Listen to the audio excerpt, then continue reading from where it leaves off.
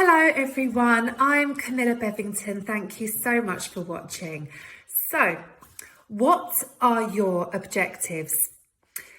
This might be quite an easy question because if your answer is, well, I want to drive traffic to my website, increase sales, get new followers, be a market leader in my industry, stand out amongst my competitors, reinvent my content so it's more aligned with my brand values, reinvent myself because my ideal clients have evolved and changed in the last 2 years. So this immediately causes quite a lot of overwhelm to any marketing strategy, because the reality is, unless you're going to get shouted out by an incredibly famous popular person, it's very difficult to tick off more than 1, 2 or 3 objectives within any one piece of marketing activity. You need to decide what your objectives are. You've got to really work out and be clear in your mind what you are doing this all for. Why are you launching a blog? Why are you working on some PR activity? Why are you collaborating with other businesses? Why are you opening a shop? Why are you exhibiting at events? You need to realise what your end goal is as a business and then work backwards. And within the small business industry, it's wonderful to see so much enthusiasm, so many ideas, so much creativity, but you need to step back a bit more. You need to reassess your ideal clients every 6 to 12 months. You need to make sure that your vision boards are up to date and that your objectives are still the forefront of everything that you do.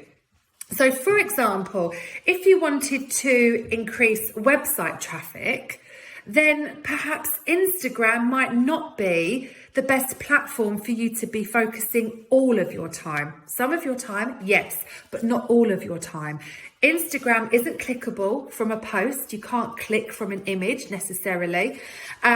People might be a bit lazy. They can't be bothered to go to your link in bio. You might not have 10,000 followers, so you can't offer the swipe up. So it's all about that customer journey and making it really easy. But you might get website traffic by being on other social media sites, by having an email newsletter that clicks to your website. So you've just got to think, right, well, I want to get people onto my website. How am I going to get them there? You might have an objective to build your following and build awareness because you've got all these wonderful marketing ideas and strategies that you're desperate to run ahead with. But if you haven't got a pool of an audience to market to, then who are you marketing it to? You might want to become a market leader in your industry. You might want to not steal your competitors' custom, but you might want to stand out amongst your competitors in your industry. So how are you going to build your voice of authority? How are you going to stand out as a market leader? Your objective could simply be you're launching a new product or service. That is an objective itself. And so you need to work out the best way that you're going to do that and to make it happen. So all of your objectives, when you think about it, they have to have an end goal. What are you trying to tick off? What is this piece of marketing activity going to achieve? Because you've got to have a marketing strategy that ticks lots of different boxes. Fair enough, because yes, we all want web traffic, more subscribers, more custom, repeat custom, new customers, more followers, more PR, more exposure, more everything else in between. But if you can get yourself organized and have different strategies for different objectives, that, in my opinion, is only going to raise the bar and raise your game within this small business community and with your marketing efforts. So what I will do, I will keep this video really short because I don't want to cause too much overwhelm, because I think you need to literally go back to basics sometimes. I talk about this a lot. We all try to run before we can walk, and actually we need to look at our ideal clients, our marketing assets, our business strategies, and what our 5-year business plan is even, and actually work out what ways we are going to meet those goals. What are our objectives and how are we going to get there?